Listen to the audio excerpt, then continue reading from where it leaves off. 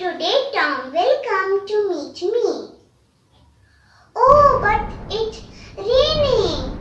How will Tom will come to meet?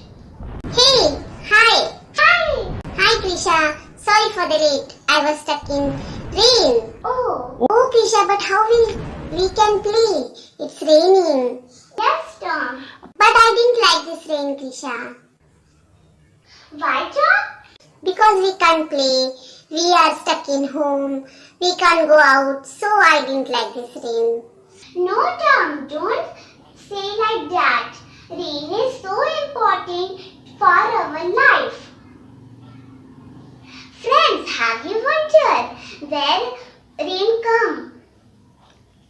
Okay, I will tell you. So, shuru kare, let's start it.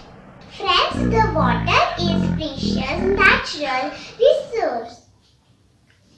All living things need water for their survival.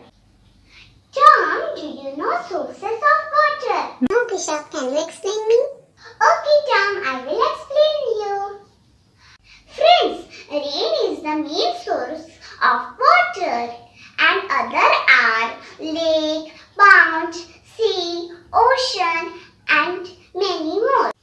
Friends, I will tell you water cycle. The continuous journey of water from the sea to the sky and then to the land and back to the sea is known as water cycle. Now we will explore the water cycle. Evaporation, condensation, precipitation and collection. When the sun heats up river and ocean water becomes water vapor. It rises up in the air.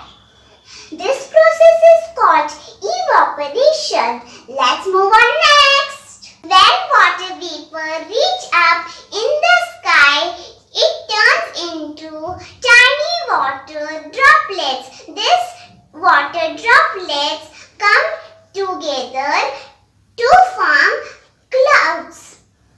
This process is called condensation. Let's move on next. When clouds start getting heavy and cannot hold water droplets anymore, they fall back to the earth in form of rain or snow. This process is called precipitation. Let's move on next. Some of the water that falls on earth seeps into ground.